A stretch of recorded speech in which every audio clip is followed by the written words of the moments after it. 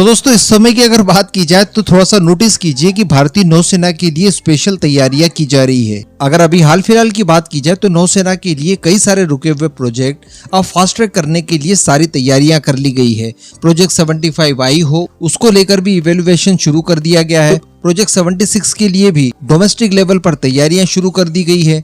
Aircraft carrier की बात की जाए तो 6 की संख्या में और बनाए जाएंगे, इस बात का अनाउंसमेंट कर दिया गया है। तो तीसरा एयरक्राफ्ट कैरियर जल्द ही शुरू भी हो जाएगा बनना।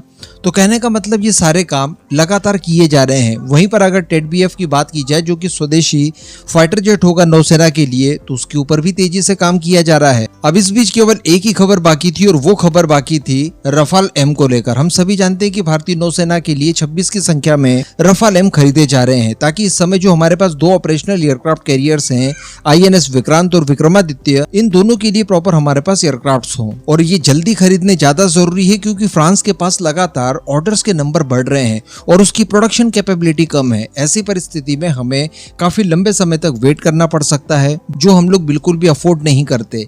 तो अब इसी को लेकर खबर निकल कर ये आ रही है कि इस सप्ताह ही इसको लेकर हमें गुड न्यूज मिलने जा रही है। जी हाँ, भारत और फ्रांस के बीच में बताया जा रहा है कि भारतीय नौसेना के लिए जल्द ही रफाल एम को लेकर बातचीत शुरू की जाएगी और इसकी अनुमानित लागत बताई जा रही है 50,000 करोड़ रुपए। ANI की तरफ से मेरे रिकॉर्ड करने से ठीक 1 घंटा पहले ये खबर निकल कर आई है, जिसमें बताया जा रहा है कि विमान खरीदने के लिए आधिकारिक तौर पर इसी सप्ताह उच्च लेवल की बातचीत शुरू होने जा रही है, जिसमें दोनों ही देशों के रक्षा मंत्रालयों के बड़े ऑफिशियल शामिल होंगे। और इस सप्ताह में भी अगर डेट की बात की जाए तो 30 मई निर्धारित की गई है, जिस दिन से रफाल एम की खरीद को लेकर भारत फ्रांस के बीच में ऑफिशियल बातचीत शुरू कर दी जाएगी। तो अब इससे बड़ी कोई दूसरी खबर आज की क्या ही हो सकती है। इस नाम पर वीडियो को लाइक और चैनल को सब्सक्राइब जरूर कर दीजिएगा। अब ये बातचीत करने के लिए बताया ये जा रहा है कि फ्रांस की तरफ से एक हाई लेवल की टीम भारत आ रही है और भारत के अंदर ही दोनों देशों के बीच में विस्तृत रूप से बातचीत की जाएगी। इसके अलावा ये भी बताया जा रहा है कि ये जो डेलीगेशन फ्रांस से भारत आएगा, इसमें फ्रेंच डिफेंस मिनिस्ट्री के साथ साथ